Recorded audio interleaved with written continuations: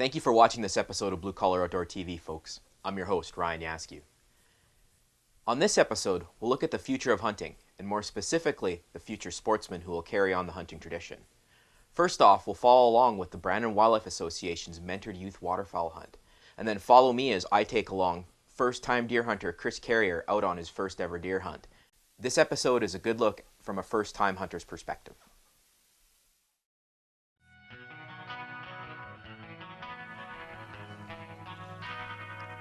I've grown up hunting and fishing.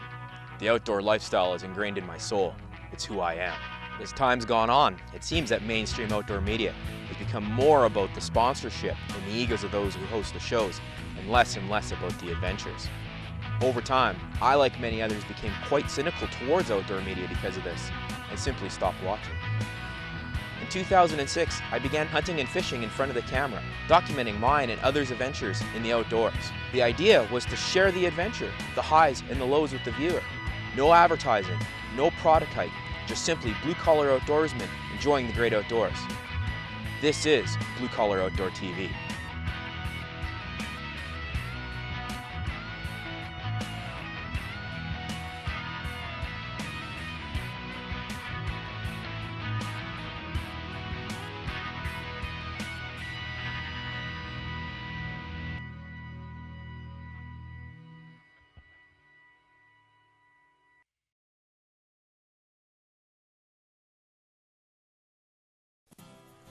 There's no denying it, folks. The future of hunting is in the sportsman's hands. Hunter numbers have been dropping consistently during the last 3 decades. Over the last few years, there's been many programs created to get youth involved in hunting. Brandon Wildlife Association runs one such program where they take young men and women out on waterfowl hunts and then mentor them out in the field. They start with a range day at the gun range south of Brandon to make sure that the kids are up on their safety and up on their shooting skills. Shot some traps. So it's kind of going to be like that, except it's coming from behind you. Now the other ones are going to be incoming. So incoming target, what do? You swing past the target, and when the target blots out, you shoot it. That's your lead.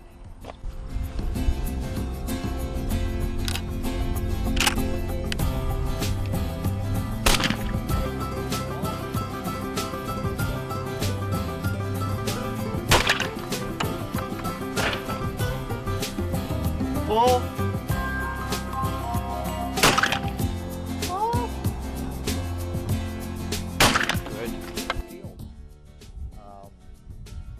That's what you're trying to accomplish, is a fairly natural looking flock of birds.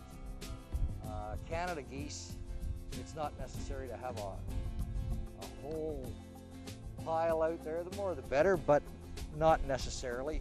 This is only 36. No, it isn't.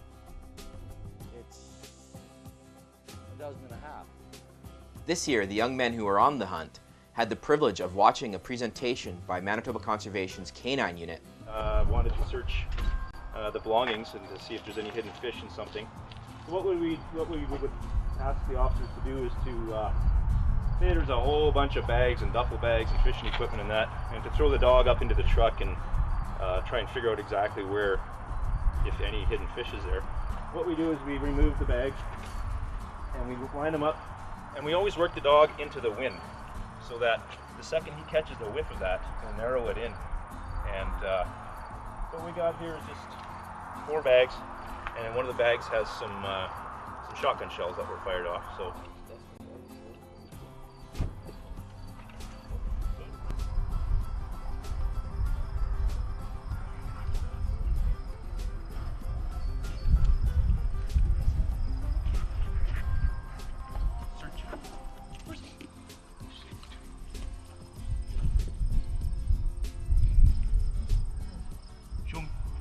Show me. That's a good boy, good boy. That's a good dog. Then we get to be all goofy and that. So we never even made it to the last bag. So we had some shotgun shells in there. Good dog. The kids and the mentors both thoroughly enjoyed this presentation. Now with all the prep work being done, it was time to hunt. The decision was made to hunt late in October due to the late harvest and the late hatches with the waterfowl. We met out on the field on October 5th, The mentors set up the decoys, and the sun came up on a beautiful but cold early October morning.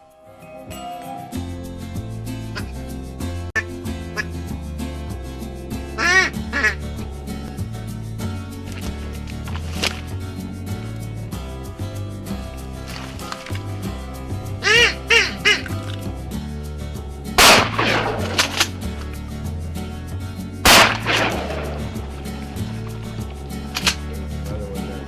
Try that one. Oh, maybe a little harder.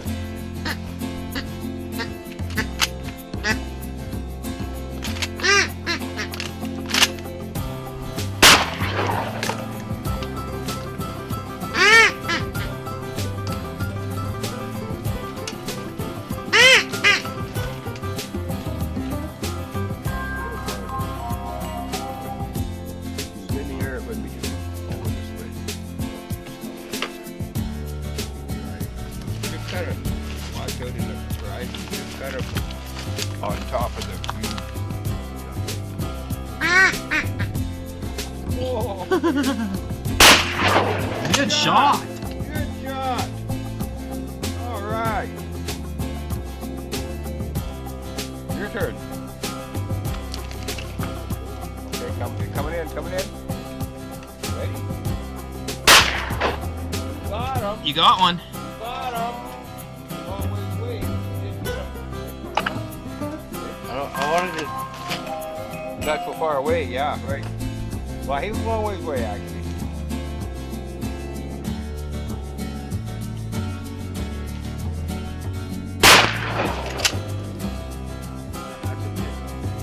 Well, when they're on the water, they're only so big, eh?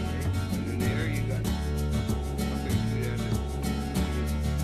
Sitting down there, rock waiting for that heavier shot to go around. The old days, we used numbers 6 shot.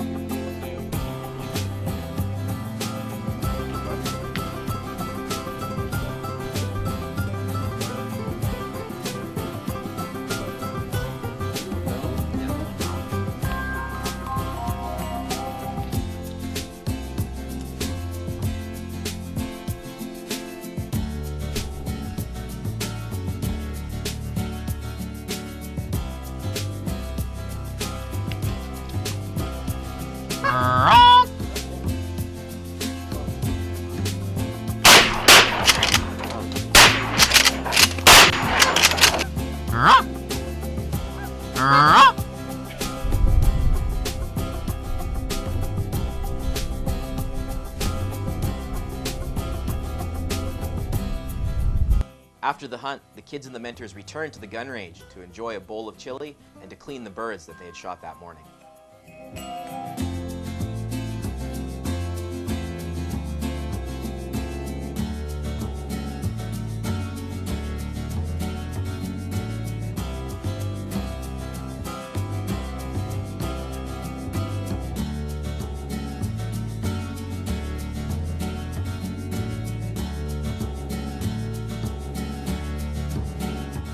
Folks, this is one of many great mentoring programs that runs in this province. They will and they have turned young men and women who wouldn't have the opportunity to hunt into avid sportsmen.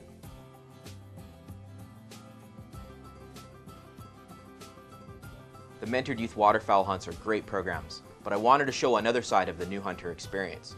In the spring, I did a search looking for an adult who wanted to learn how to and go on their first deer hunt. After an extensive search, I found my guy. Chris Carrier would be joining me on a muzzleloader hunt in November.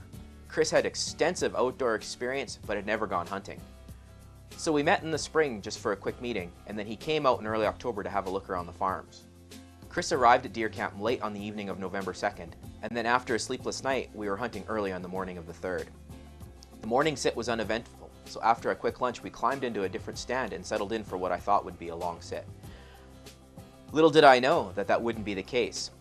At 1 o'clock, Chris would have his first ever encounter with the deer.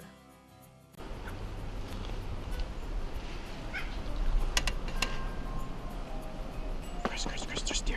There's deer. Where? Right there. Get ready.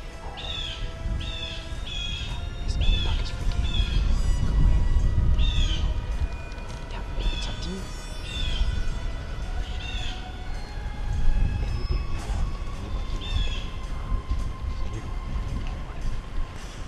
here now.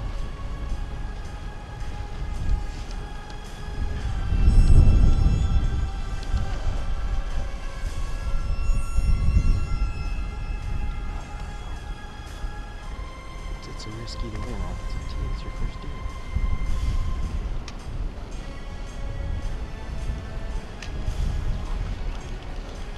What's that? Up to you. Okay, hold on. Whenever. Yeah,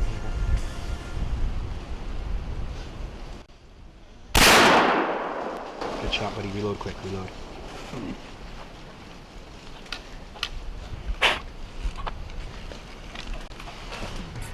All the stuff for reloading is in the bag.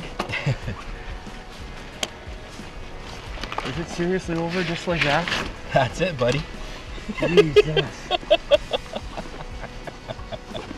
I think that was a well-placed shot. Oh yeah, he's done. I think right now.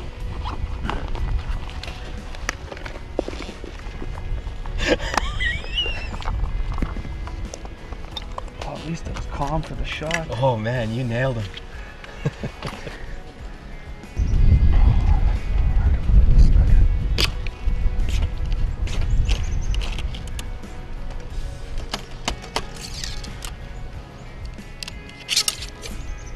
Okay, tank loaded. How you doing, buddy?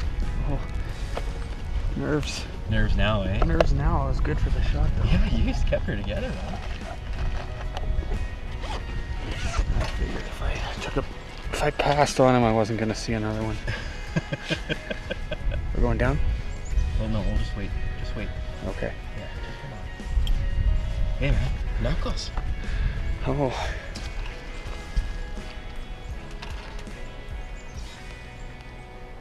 Yeah, I mean, for what Vic, my buddy, brought home, showed me pictures, I mean, you don't pass on that. No.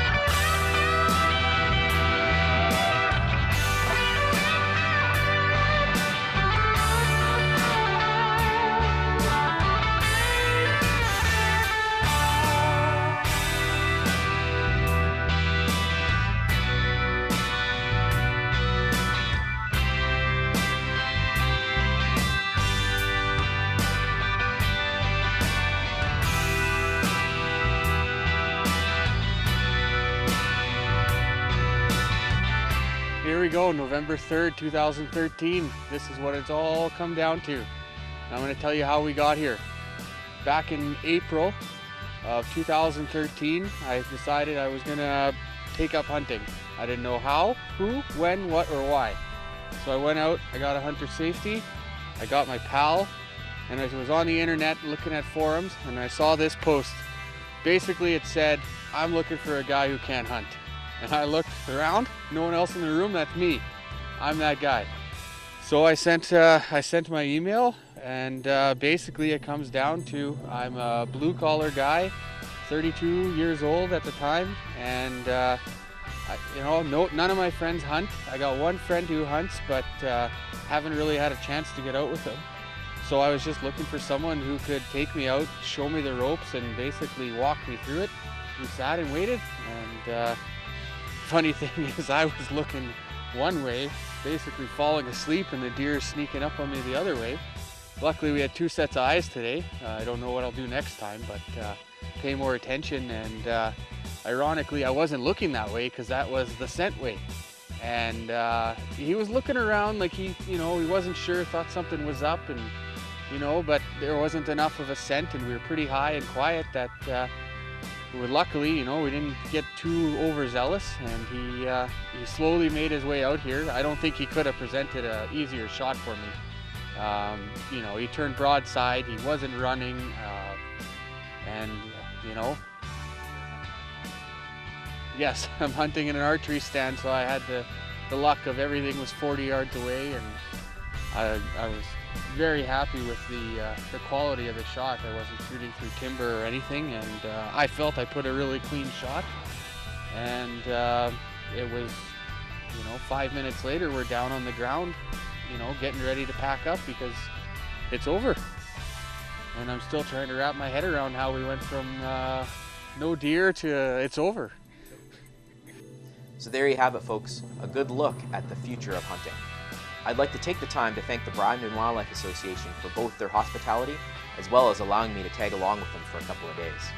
Programs such as the Mentored Youth Hunts are a great way to get youth involved, but there's also a segment of the adult population that's looking to learn.